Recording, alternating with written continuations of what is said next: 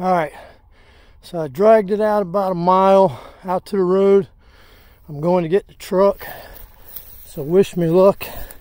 I pulled it to a place that I think I can get to still, but man, if there's any suggestions out there on how to get these deer out of the woods in the green swamp, I know I get it a card. I've used them. They're good on roads like this, but I had to drag the deer a mile through hog ruts and swamp. And I will say that when you hit the water and the fire breaks, fortunately we've had a lot of rain the last few days, but it was dry. But I thank the Lord for filling those fire breaks with water, because I get that deer and I would just tramp down the fire break in the water. It's about a little bit less than knee deep, but it get that deer floating.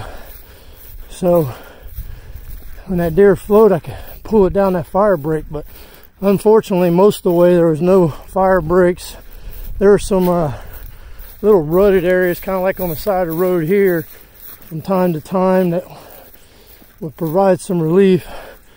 But got my truck right up here, and man, it's a blessing. I even drug it down the road probably a quarter mile. Unfortunately, I just get worried somebody's gonna walk up, take my deer or something. I mean, it'd be stupid.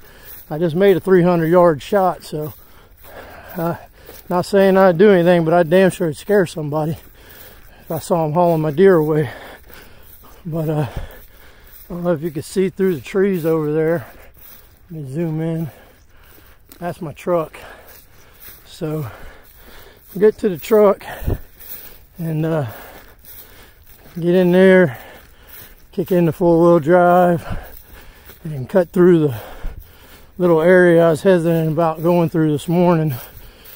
I don't know why. I've been through it before when it's dry, but something about being way up in the woods, getting stuck, is not very appealing to me. So I'd definitely be hoofing it out then. But it's a beautiful day. Thank the Lord for blessing me with this deer. And we're going to get her cleaned up, get us some tenderloins out, and put some meat in the freezer. You know, like I said, I'm also thankful for my wife's good luck kiss. So here's the mud hole that I was worried about, but I think I can get through it. It's just dark and it looked more intimidating than in the dark, and I was like, well, I can just walk in there. And of course I wasn't counting on scoring today, but that's how it works out. You know, matter of fact, like I said in an earlier video, there's a buck on the road earlier today, and I stopped and hesitated whether or not to try to hunt it, but I was like, nah, let's just stick to the plan. That's a nice buck. He'll be there another time, another day. I know he's there, and I'll try to set up on him maybe next year if he survives. He's kind of close to the road, so I doubt he'll survive, but you know, sometimes that's what those bucks do. You know, I get in there deep, but it's like playing a game. They know, you know, they're like, oh yeah, all these guys, they go up in there deep. I'm gonna stay right by the road.